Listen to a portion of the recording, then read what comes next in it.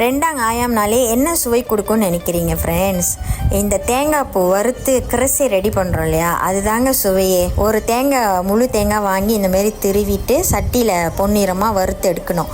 ரொம்ப ஒயிட்டாகவும் இருக்கக்கூடாது, ரொம்ப கருகவும் விடக்கூடாது. நல்லா ஒரு அழகான டார்க் ப்ரௌன் கலரில் நல்லா கரெக்டான ஒரு பதத்துக்கு வறுத்து எடுத்துக்குங்க. ஸோ அதுக்கப்புறம் ஆற விட்டு பிளெண்ட் பண்ணிக்கிங்க. இப்போ பார்த்தீங்கன்னா கரிசி ரெடி ஆயிடுச்சு. ஸோ நம்ம தேவையான பொருட்கள் பார்த்திங்கன்னா வெங்காயம், இஞ்சி, பூண்டு, பச்சை மஞ்சள், லங்குவாஸ், ராய் எல்லாத்தையும் இந்த மாதிரி நைஸாக பிளெண்ட் பண்ணி அரைச்சி வச்சுக்கிங்க திக்கான பேஸ்ட்டில். அப்புறம் காரத்துக்கு ஏற்ற மாதிரி சில்லி பேஸ்ட்டு எடுத்து வச்சுக்கிங்க. அப்புறம் ஒரு அரை முடி தேங்காய் திக்கான பால் ரெடி பண்ணிக்கிங்க. கோழி ரொம்ப ஹார்டாக பொரிச்சிடக்கூடாது, நல்லா பக்குவமாக பொரித்து எடுத்துக்கணும். ஸோ எப்பயுமே ரெண்டாங்கு எண்ணெய் கொஞ்சம் குறைவாக சேர்த்துக்குங்க. சேர்த்து நம்ம பிளெண்ட் பண்ண அந்த மசாலாவை சேர்த்துக்குங்க. சேர்த்து நல்லா கொதி வந்த பிறகு கொஞ்சம் சுண்டிடணும். ஸோ அதுக்கப்புறம் சில்லி பேஸ்ட்டு ஆட் பண்ணிக்கிங்க. காரத்துக்கு ஏற்ற மாதிரி நீங்கள் ஆட் பண்ணிக்கிங்க.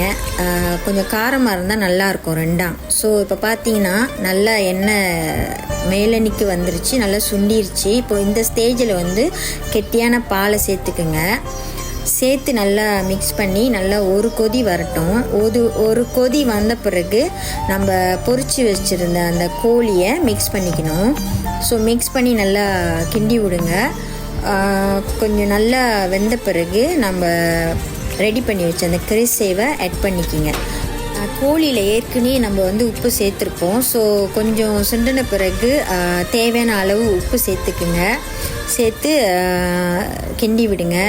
இந்த ரெண்டாங்க எப்பவுமே பண்டான் ரைஸ், அப்புறம் கொரியண்டர் ரைஸ், அப்புறம் கீ ரைஸ் இதுக்கெல்லாம் ரொம்ப நல்லாயிருக்கும். இப்போ பார்த்திங்கன்னா இன்னும் சுவை கொடுக்கறதுக்கு டவுன் லீமா இந்த மாதிரி பொடியை நறுக்கி போட்டிங்கன்னா நல்லா வாசமாக இருக்கும்.